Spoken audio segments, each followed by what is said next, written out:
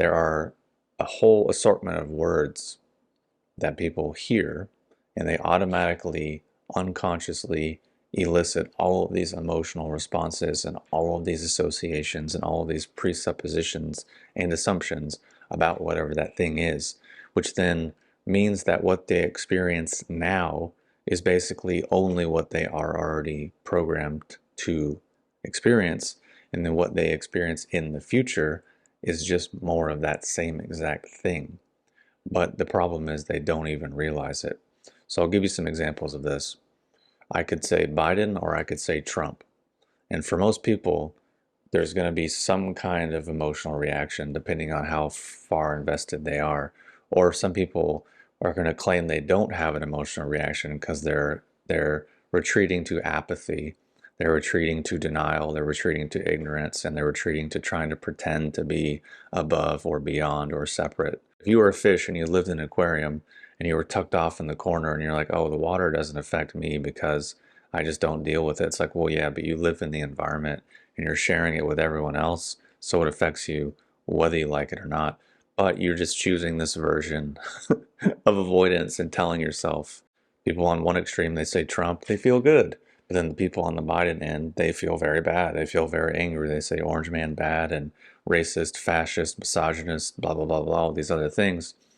But then on the flip side, if you say Biden, all these people say, oh, wow, that's great. I feel so good. You know, change, equality, equity, inclusion, diversity, you know, social justice, progressiveness, you know, liberal new world order.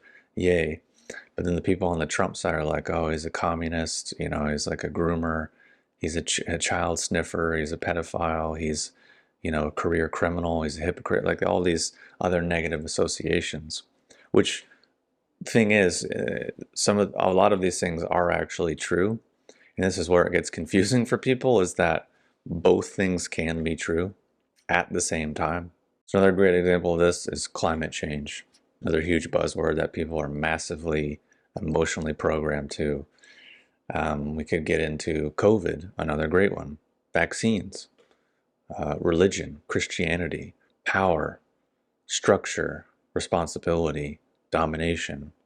So really the list goes on and on. We could spend all day coming up with different buzzwords and different basically triggers for people that are then used by the media, they're used by politicians that set off these unconscious things within people. The thing is that when you're functioning in this unconscious way, you're not actually able to experience the moment as it is, which what that means is you're not able to actually see things for what they are because you're not actually living in this world. You're living in this abstract, disassociated, disembodied, primitive, emotional, hyper-programmed, mechanical, non-human, simple, animalistic way of existing.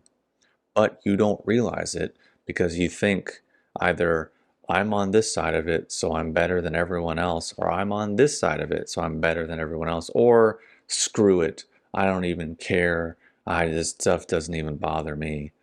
So, but either way, it's just unconscious programmed responses that are not based in rationality, they're not based in discernment, they're not based in accurate perception, they're not based in understanding, they're not based in clarity of thought, they're not based in clear understanding of cause and effect relationships.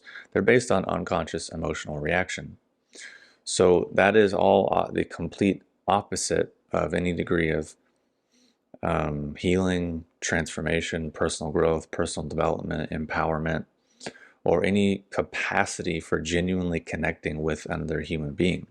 And if that sounds crazy, that sounds weird, and if that doesn't sound like anything that applies to you, then I would just say, wow, I'm amazed you've been able to escape the human condition. Well, for the rest of us, something that we might want to deal with, we might want to look at, might want to, observe ourselves just a touch so that we might actually maybe be able to get a little bit closer to perhaps not being such Pavlov's dogs.